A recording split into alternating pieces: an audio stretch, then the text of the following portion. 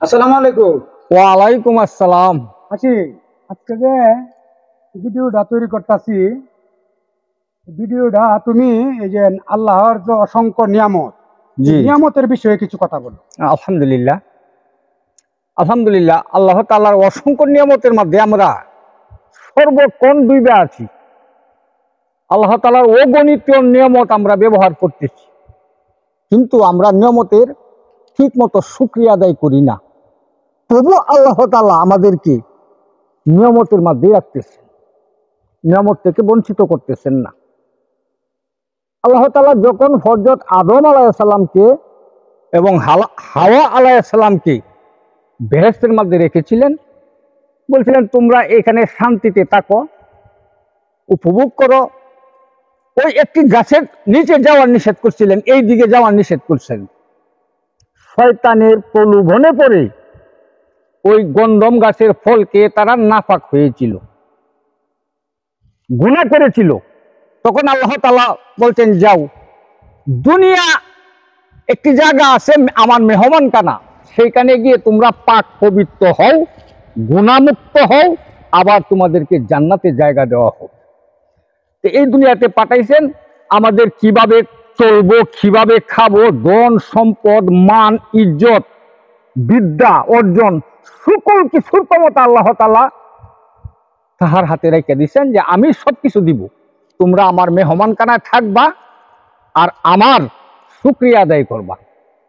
কিন্তু আমরা দুনিয়াতে আইসা এই দুনিয়ার ধন সম্পদ, টাকা পয়সা, নারী গাড়ি ভারী রূপে পইরা আল্লাহ তাআলার যে শুকরিয়া, এইগুলো আমরা ভুলে গিয়েছি।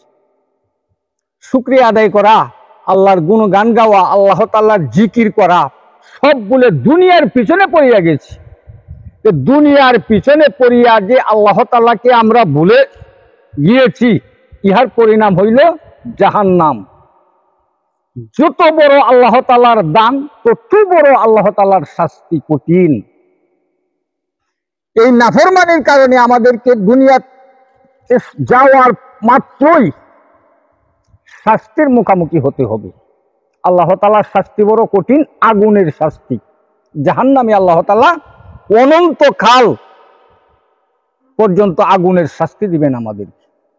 এই দুনিয়ার জিন্দিগিটা অল্প দিনের জিন্দিগি, অল্প সময়ের জিন্দিগি। আর আখিরাতের জিন্দিগি হইল আবাদ আবাদ জিন্দিগি, যে জিন্দিগির শুরু আছে শেষ নাই। এই দুনিয়াতে সেই শান্তি আমাদের কামাই করে যেতে হইবে।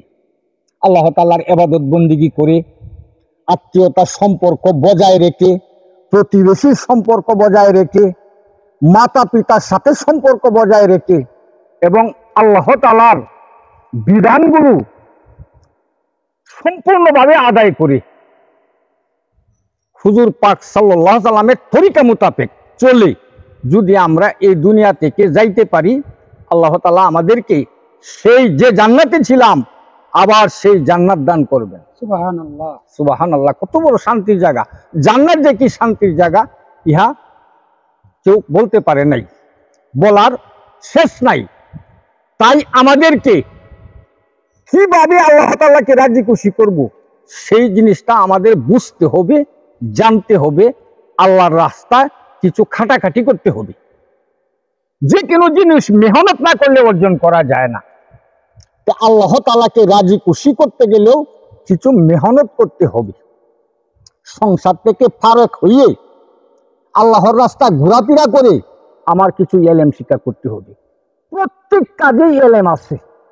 আমার ওযু করলে এলেমের দরকার, নামাজ পড়লে এলেমের দরকার, পাক পবিত্র হইব কিভাবে, এইটাও একটা এলেম। এমনি ভাবে সব এলেম অর্জন করে আমাকে আল্লাহ তাআলা ইবাদত বন্দেগী করতে হবে। আর যদি আমার মন গড়া, আমার মন ইচ্ছা মতন আল্লাহ তাআলাকে ডাকি, কিচ্ছু লাভ হবে না।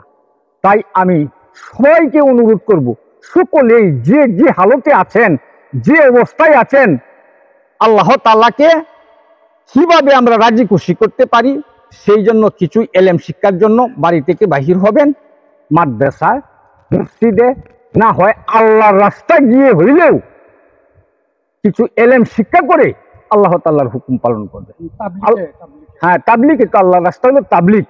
এই তাবলিগে গিয়ে আমাদের মতন আম মানুষ, মূর্খ মানুষ যারা আছে, আল্লাহ তাআলাকে কিভাবে রাজি খুশি করতে পারি সেই কিছু জ্ঞান অর্জন করে আমরা আল্লাহ তাআলার ইবাদত করব। আল্লাহ তাআলা রাজি খুশি হয়ে যাবেন এবং আমাদেরকে জান্নাতের যাওয়ার আশা করতে পারবো। আর না হয় আমাদের উদ্দেশ্যে অনেক দুর্ভোগ। তাই আমরা সকলেই আল্লাহর রাস্তা বাহির হব, বাহির হয়ে আমরা কিছু এলেম হাসিল করব, তারপর আল্লাহ তাআলার ইবাদত করব। আল্লাহ তাআলা অল্প আমলেই, জেনে শুনে অল্প আমল করলেই আল্লাহ তাআলা রাজি খুশি হয়ে যায়। আল্লাহ তাআলা সকলকেই সহি শুদ্ধভাবে আমল করার তৌফিক দান করুন। আমিন।